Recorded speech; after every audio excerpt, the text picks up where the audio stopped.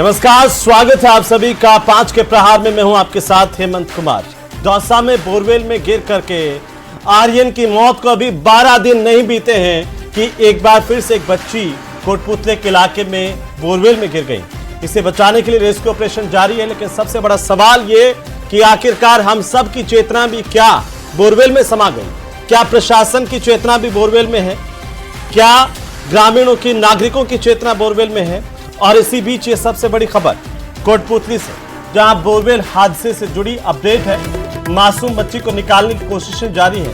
कैमरे से बच्ची पर निगरानी रखी जा रही है। कैमरे से बच्ची के मूवमेंट की मॉनिटरिंग हो रही है और बच्ची को पाइप से ऑक्सीजन पहुंचाई जा रही है। मेडिकल की टीम बच्ची को ऑक्सीजन पहुंचा रही है। 150 फीट के गहराई में मासूम बच्ची चेतना फंसी हुई है। जेसीबी से बोरवेल के पास खुदाई भी शुरू हो गई है।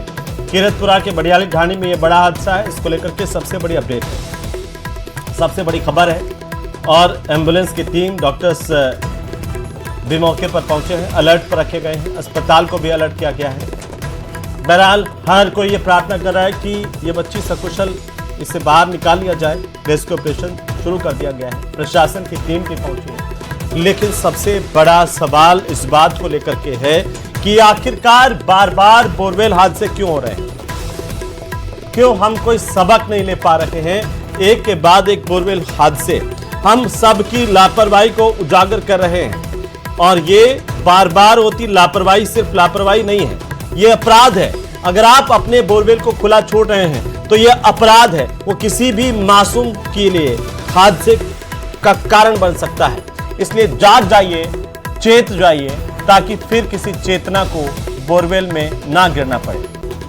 बोरवेल हादसे से जुड़ी इस वक्त की सबसे बड़ी अपडेट है। चेतना बोरवेल में गिर गई। मासूम बच्ची है, 3 साल की मासूम बच्ची खेल रही थी। उसे नहीं पता था कि उसके ही परिवार के लोगों ने, उसके ही परिजनों ने बोरवेल में से पाइप निकाल लिए और गड्ढा खुला छोड़ दिया। खेलते खेलते ये बच्ची बोरवेल में गिर गई। अब जिंदगी की जंग लड़ रही है। रेस्क्यू ऑपरेशन चलाया जा रहा है।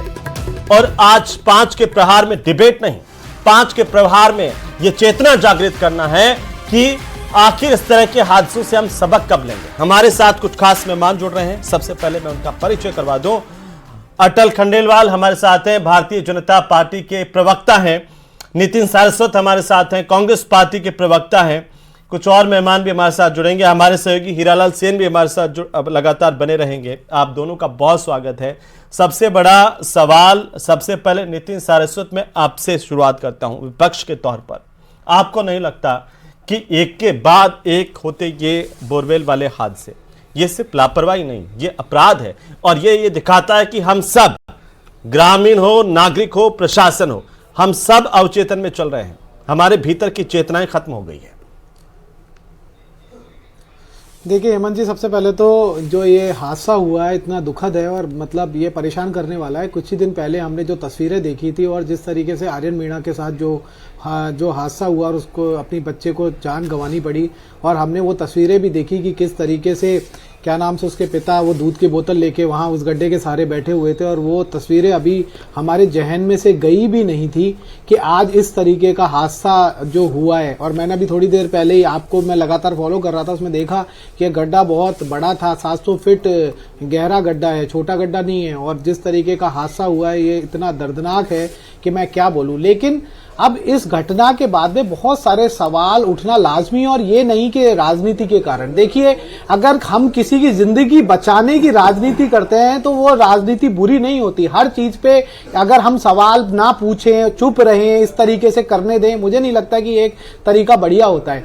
हमें पता है कि अभी थोड़ी दिन पहले ये घटना हुई, उसके बाद में आपने उसको मुखरता से उठाया। लगातार वो पूरा उनको बचाने को, आर्यन मीणा को बचाने का पूरा ऑपरेशन चला। हम देखें कि हम टेक्नोलॉजिकल भी बहुत जगह से पिछड़े हुए थे। हमारे पास चाहे पाइलिंग मशीन की बात हो, चाहे अन्य संसाधन की बात हो, सही तरीके से नहीं थे।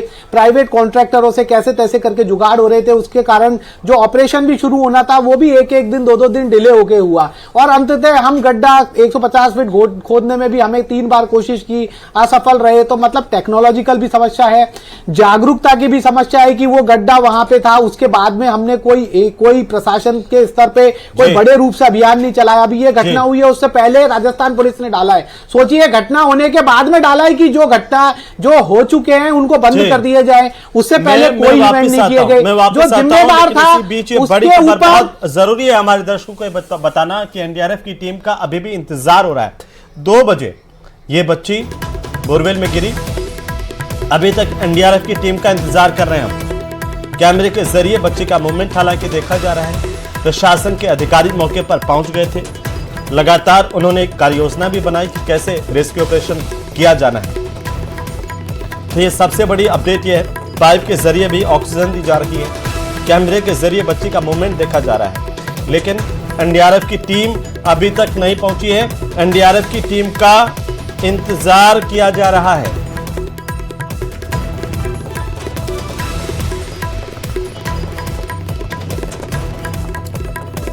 अभी हम आपको सुनाना चाहते हैं कि जो बच्ची की मां है, इस हादसे के बाद उनका क्या कहना है, आप भी सुनिए। यही कहना सही और निसर जाए हमारी बच्ची, बस मैं तो यही चाह हमारी बच्ची गई जैसे एक जैसी मार कर ना जाए वापस। कितनी बड़ी है बच्ची? 4 साल में। और ये हुआ कैसे अचानक? ये अचानक अभी हुआ था 11 बजे से, तो एकदम काटा पैपा को दरमा से और जेसीबी वाला को फोन कर दिया था असदर को भरा दिया। अब ये बड़ी वाली बच्ची स्कूल में से आई ना, दो निबान निकल गई। यहाँ पर सारा घर खा बैठे, उसका पापा चाचा दादा और मम्मी अंदर थी। तो अंदर थी ना, जब वो लड़की मैं पर आने थी तो वो लड़की दामन उठा और गिर गई। तो बड़ी वाली उठी भाग गई, बाहर गाली ना, जब भाग गया हम तो खड्डा में पड़ गया, हम जाने कुत्तों पकड़ लिए बच्ची ने। यह हुई बस हमारे साथ। तो मैं चाह कन्या माता मर गई जैसे नहीं। तो इस बच्चे को बचाने की तमाम कवायद की जा रही है, की भी जाएगी, लेकिन सबसे बड़ा सवाल इस वक्त ये है कि आखिरकार इस तरह के हादसे बार बार क्यों पेश आ रहे हैं। हमारे साथ कुछ और खास मेहमान भी जुड़ रहे हैं। राजेंद्र सिंह सिसोदिया हमारे साथ जुड़ चुके हैं, कमांडेंट है एसडीआरएफ के। राजेंद्र सिंह जी, बहुत स्वागत है आपका न्यूज़ 18 पर। लेकिन चूंकि आज का मसला कुछ ऐसा है कि ये जिस तरीके से हादसे हो रहे हैं बोरवेल के, और अभी कोटपुतली में ये हादसा हुआ जहां पर 3 साल की मासूम बच्ची चेतना गिर गई हैं, हमारे पास क्या संसाधन है इस तरह के हादसों से निपटने के लिए? इस तरह के हादसों से निपटने के लिए जो एसडीआरएफ की टीम है, उन्होंने अपने स्वयं के उपकरण इजाद किए हैं। उन उपकरणों की सहायता से जो बोरवेल के अंदर जो बच्चा या बच्ची गिर जाते हैं, उनको बाहर निकालने के लिए उन संसाधनों का उपयोग करते हैं। और कैमरे की सहायता से लगातार उस पर नजर रखी जाती है। ऑक्सीजन पाइप से ऑक्सीजन सप्लाई करते हैं, और अगर रेस्क्यू ऑपरेशन लंबा चलता है तो उसको, जो भी बच्चा है उसको खाने पीने की सामग्री या दूध या जो भी पानी पहुंचाना होता है उसको पहुंचाने की व्यवस्था की जाती है। लेकिन राजेंद्र सिंह जी, ये इक्विपमेंट आपके कहाँ हैं? क्या सभी जिला मुख्यालयों पर मौजूद हैं? ये व्यवस्थाएं सभी जिला मुख्यालयों पर है एसडीआरएफ की, या फिर राजधानी में है? ये राजधानी में है, और इसके अलावा जितने भी डिवीजन मुख्यालय हैं, सभी संभाग मुख्यालयों पर भी ये उपकरण मौजूद हैं। तो अगर कहीं पर राजधानी से दूर कहीं हादसा हो जाता है, जो संभाग मुख्यालय भी नहीं है, कोई ब्लॉक मुख्यालय पर, आपका रिस्पांस टाइमिंग ये बहुत मैटर करता है। तो ये आपको नहीं लगता कि अभी बहुत ज्यादा हो रहा है? जैसे हम अभी इंतजार करें कोटपुतली वाले मामले में, अभी तक एसडीआरएफ, शायद एनडीआरएफ नहीं पहुंची है वहां पर। 2 बजे बच्चे गिरी थी। हाँ, ये लगभग 2:30 बजे के करीब इत्तला मिली थी, और एसडीआरएफ एनडीआरएफ दोनों टीमें रवाना हो चुकी है। एसडीआरएफ टीम वहां पहुंच चुकी है जो नजदीक गांव है, और मौके पे अगले 3-4 मिनट के अंदर मौके पे पहुंच जाएगी। लेकिन आप सोचिए कि हमारा रिस्पांस टाइम क्या है जब आपदा की हम बात करते हैं, और ये क्विक रिस्पांस के लिए टीमें बनाई जाती है, चाहे वो एनडीआरएफ हो या एसडीआरएफ हो। लेकिन 2:30 बजे की घटना पर हम 5:05 पर ये कह रहे हैं कि हम 5-10 मिनट में पहुंच जाएंगे। हमारा रिस्पांस टाइम क्या है सर?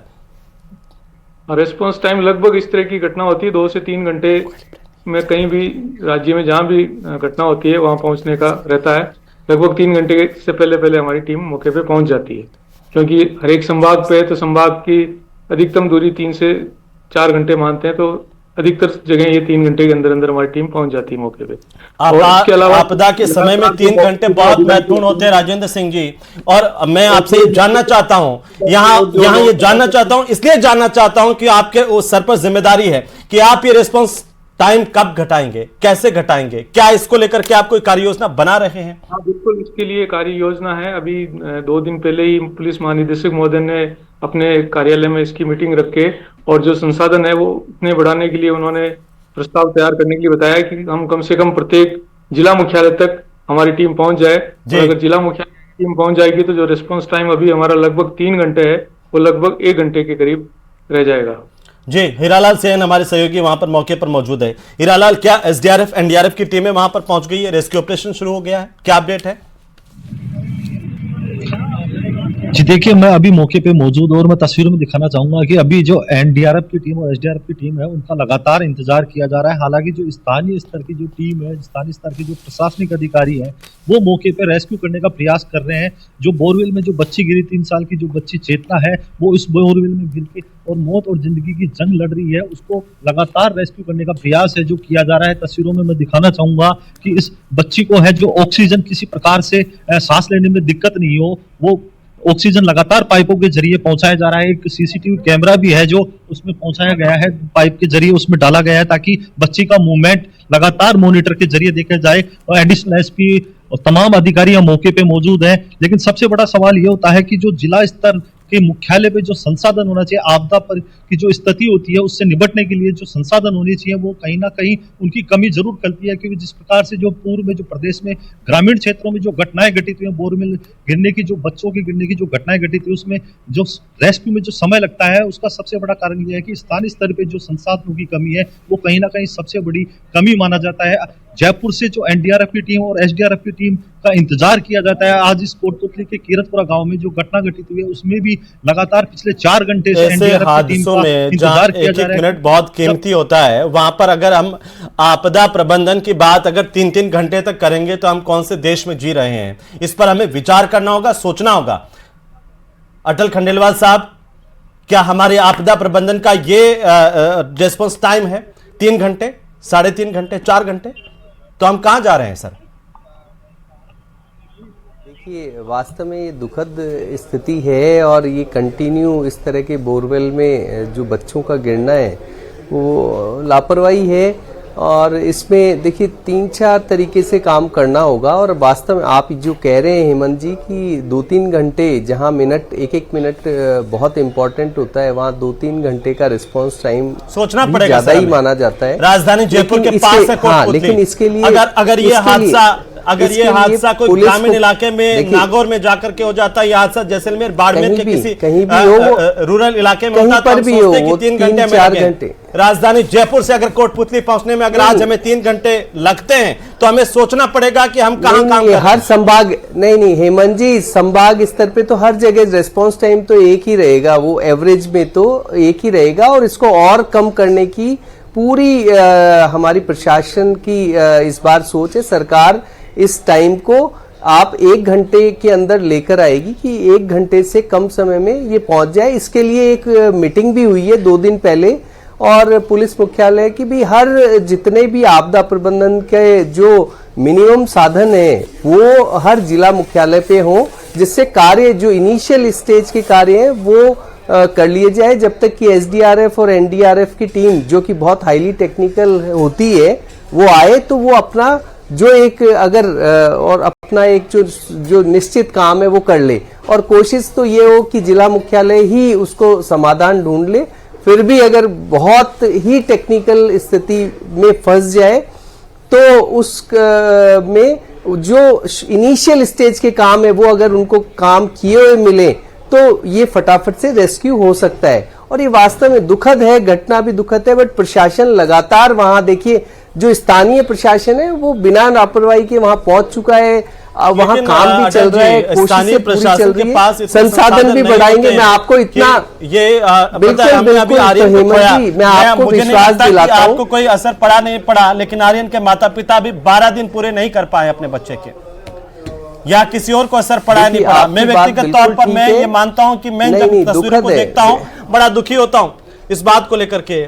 और मैं चाहता हूं कि राजनीति नहीं हो, लेकिन हमें इस बारे में सोचना पड़ेगा सर। आपदा के नाम पर हम मजाक कर रहे हैं, आपदा प्रबंधन के नाम पर। हेमंत जी, हम सबको देखिए दोनों तीनों चीजें करनी पड़ेगी। बड़ा बजट होता है, लोगों को भी जागरूक। आप देखिए, सुनिए हेमंत जी, अब कोई घर में आप इस मतलब किसी भी घटना को देखेंगे तो घर में, खेत में, जहां भी बोरवेल निकाला जाता है वो उस पे क्या एक छोटा सा पट्टी रख दिया जाए या उसको ढक दिया जाए या उसको बंद कर दिया जाए। ये तो आप बहुत निश्चित जरूरी रूप बात से कर मैं रहे हैं। ये नहीं आप कह रहा पट्टी कि मत प्रशासन रखो, की कोई आप गलती कहते हैं है, झाड़ियां मैं ये नहीं कह रहा नहीं जाएंगे कि ये तो जागरूकता का विषय है ही। मैं ये कतई नहीं कह रहा जी। कि भाई ये जागरूकता भी बहुत इम्पोर्टेंट जरूरी है। क्योंकि इस हमारा बात से मैं प्रदेश इत्तेफाक बहुत रखता बड़ा हूं। है और इसके साथ साथ प्रशासन की भी जिम्मेदारी है कि वो जहां भी ये बोरवेल हो वहां पर उसका मॉनिटरिंग देखे, वहां क्या हो रहा है, किस तरीके, क्योंकि हर जगह सरकार का व्यक्ति है,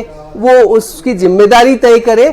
अब देखिए जिला हमारा तो ये है कि जिलावार अधिकारियों की जिम्मेदारी तय करेंगे इस हाँ, ये आपदा आपने को अच्छी लेकर बात कही। के, मैं और आऊंगा ये इस जो पर, मैं आता रिस्पॉन्स हूं। टाइम है नितिन सारस ये साहब, मैं आता हूं इसको इस पर। कम एक करेंगे। मिनट में वापस आ रहा हूं आपके पास में। हीरालाल, आप मुझे सुन रहे हैं तो जैसे ही वहां पर एसडीआरएफ एनडीआरएफ की टीम पहुंच जाए आप मुझे इशारा कीजिए, मैं वापस आपके पास तुरंत लौटूंगा। क्या अभी पहुंच गई है टीम?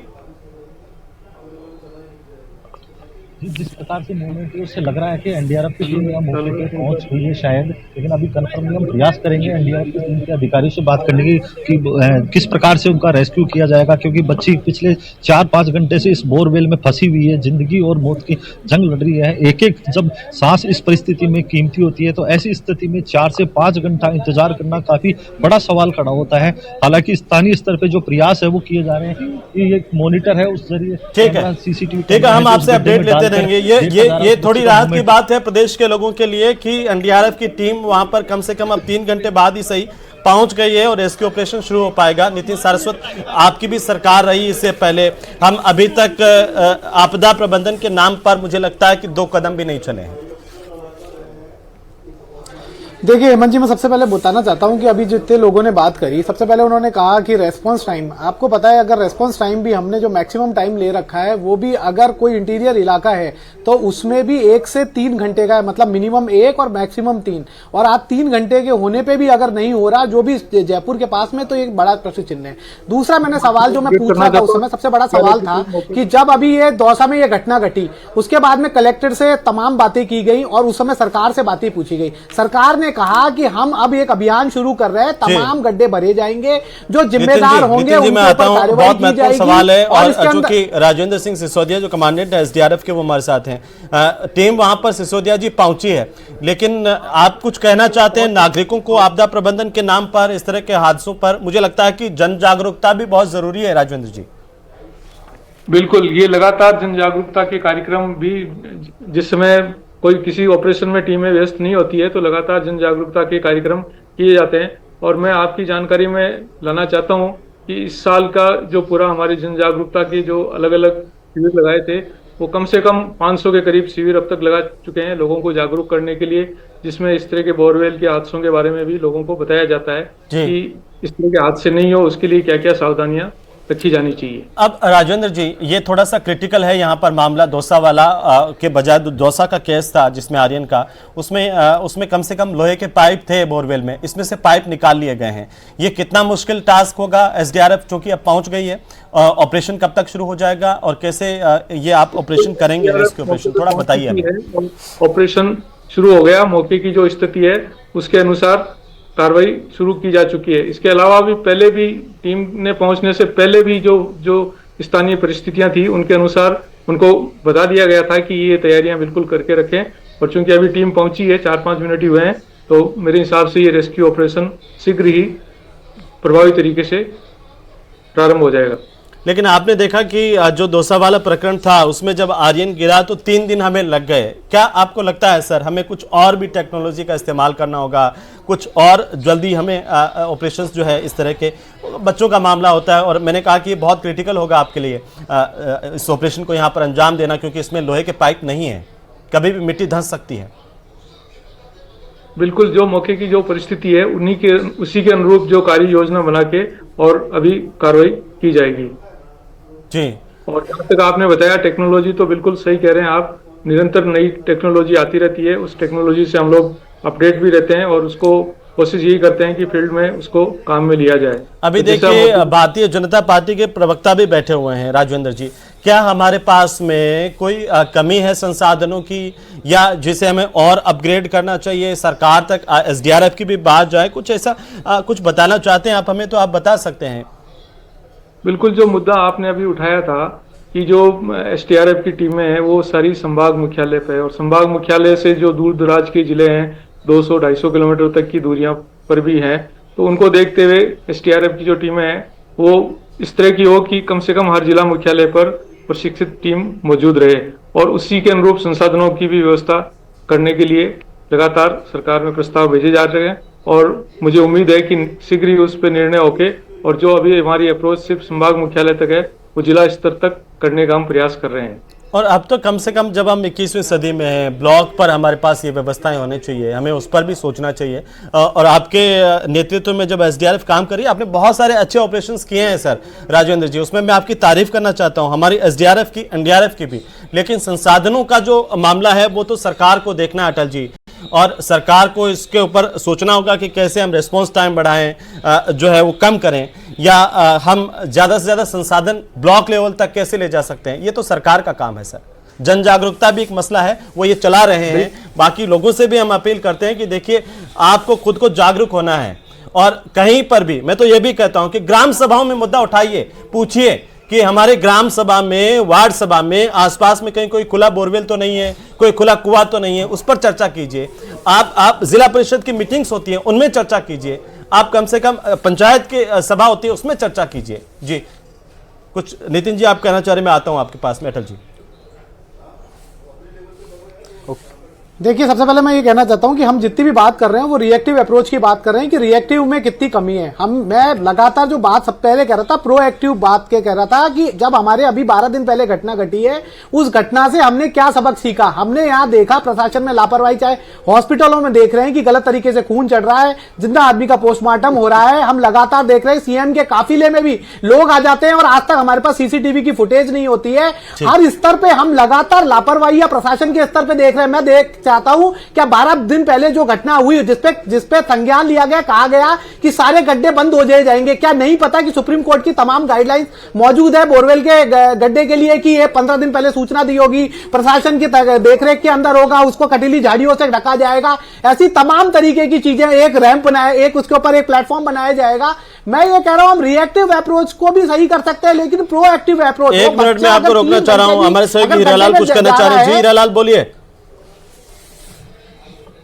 जी मैं बताना चाहूंगा, सबसे बड़ी रात की बात है कि एसडीआरएफ की टीम मौके पे पहुंचेगी और उन्होंने अपना काम भी शुरू कर दिया है। आप देख सकते हैं तस्वीरों में एसडीआरएफ की टीम के जो सदस्य हैं वो लगातार रेस्क्यू करने में जुट चुके हैं। लाइटिंग, क्योंकि अंधेरा होने को आ गया, समय शाम का है, इसलिए लाइटिंग की भी व्यवस्था की गई है। लेकिन सबसे बड़ी बात संसाधनों की है। आप तस्वीरों में देख सकते हैं कि यहाँ भी लाइट की व्यवस्था के लिए एक देसी जुगाड़ जरूर किया गया है, जिसके जरिए वायर जोड़कर लाइट की व्यवस्था की है ताकि रेस्क्यू करने में किसी प्रकार की परेशानी नहीं हो। हालांकि जो एसडीआरएफ की टीम है वो मौके पे पहुंच चुकी है, लगातार ठीक है। अब अपडेट लेते हैं अटल जी। एक लास्ट टिप्पणी, जो बहुत महत्वपूर्ण सवाल संसाधनों का भी था और ये भी था कि रिस्पांस टाइम को लेकर इस बार जो बजट लिया गया है आपदा प्रबंधन का, वो 290 करोड़ के आसपास लिया गया है, और जिलावार ये संसाधन उपलब्ध कराए जाएंगे, ये टीम को बढ़ाया जाएगा, और जिम्मेदार अधिकारियों को जिम्मेदार भी लेनी पड़ेगी, और ये जिम्मेदारी दी भी जाएगी सरकार द्वारा। मैं आपको ये आश्वस्त करता हूं कि ये जो रिस्पांस टाइम है वो मतलब मेरे को लगता है कि अब एक और मीटिंग होकर के 1 घंटे से कम होगी। आप हम देखिए, सरकार तो अपना काम कर ही रही है, क्योंकि आप संगठन के व्यक्ति हैं अटल जी, तो संगठन में भी आप चर्चा कीजिए। और जैसे मैं कह रहा था ना कि आप वार्ड पंचों तक इस बात को लेकर के जाइए, हमें जन जागरूकता का भी पूरा वातावरण पैदा करना होगा। पटवारी बिल्कुल पटवारी की भी है ना, इसमें भागीदारी वो निर्धारित की जाएगी, जिम्मेदारी की, जहां पर भी बोरवेल खुला है उसको बंद किया जाए या उसको कोई नोटिस इशू किया जाए। कार्रवाई होनी चाहिए सर, ये तो प्रशासन की भी जिम्मेदारी है। कार्रवाई होगी और संसाधन की भी कमी नहीं आने देंगे, और ये रिस्पांस टाइम बिल्कुल कम होगा, इसमें कोई नहीं। और एसडीआरएफ और एनडीआरएफ ने बहुत अच्छे काम किए, बहुत सारी जगह हम तारीफ करते हैं। हमारी आज जरूर दुखद बात है, रात दिन लग करके हमने देखा दौसा में कहीं कोई एसडीआरएफ और एनडीआरएफ की कमी नहीं छोड़ी, लेकिन अगर संसाधन नहीं होंगे तो वो और क्या देखिए करेंगे? जो पाइलिंग मशीन, देखिए नहीं, लेकिन अब पाइलिंग मशीन, अम्ब्रेला उपकरण, लाइफ सपोर्ट इक्विपमेंट और ये जितने कैमरा और ऑक्सीजन पाइपिंग, ये सब चीज जिलावार हम इसका प्रबंधन करेंगे। और ये जिलावार नहीं, मैं निश्चित रूप ये से ब्लॉक आपको वार करने बोलूंगा। की जरूरत है। राजेंद्र जी, एक मैं चाहता हूं कि एक जन पहले एक बार जागरूकता जो जिलावार कार्यक्रम आ आप जाए, चला रहे उसके हैं, बाद- क्या लोगों को समझाते हैं, और टेलीविजन क्या माध्यम हो सकता है जिसके माध्यम से आप हमारे दर्शकों को समझा सकें और कुछ फर्क पड़े? हम चाहते हैं कि लोग समझ पाए इस बात को कि ये जो गड्ढे हैं, चाहे वो खुले कुएं हो या फिर खुले बोरवेल हो, ये हमारे बच्चों के लिए भी जानलेवा है और बाकी लोग भी इसका हादसे का शिकार हो सकते हैं।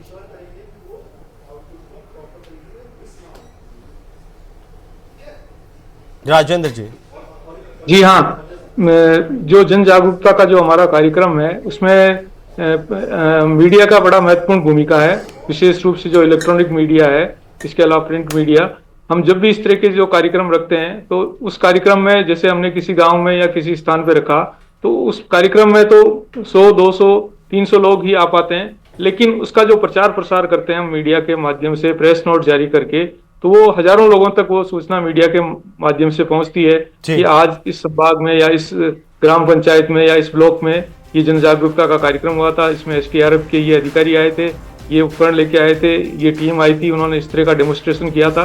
तो निश्चित रूप से वो इलेक्ट्रॉनिक मीडिया और प्रिंट मीडिया के द्वारा प्रचार प्रसार होता है, और जो लोग उस कार्यक्रम में शामिल नहीं हुए उन हजारों लोगों तक भी ये जागरूकता। बिल्कुल राजेंद्र जी, और आप सभी मेहमानों का बहुत शुक्रिया चर्चा में शामिल होने के लिए। कुल मिलाकर के ये हम सब की चेतना का सवाल है। सवाल इस बात का है कि प्रशासन क्या अपनी जिम्मेदारी निभा रहा है। सवाल इस बात का है कि एक नागरिक के तौर पर क्या आप अपनी जिम्मेदारी निभा रहे हैं? जहां पर भी खुला बोरवेल कुआं देखें, क्या आप जाकर के उस पर चर्चा कर रहे हैं? क्या समझा रहे हैं उसके मालिक को कि इसे खुला मत छोड़िए, ताकि कोई और चेतना इसका शिकार बन जाए?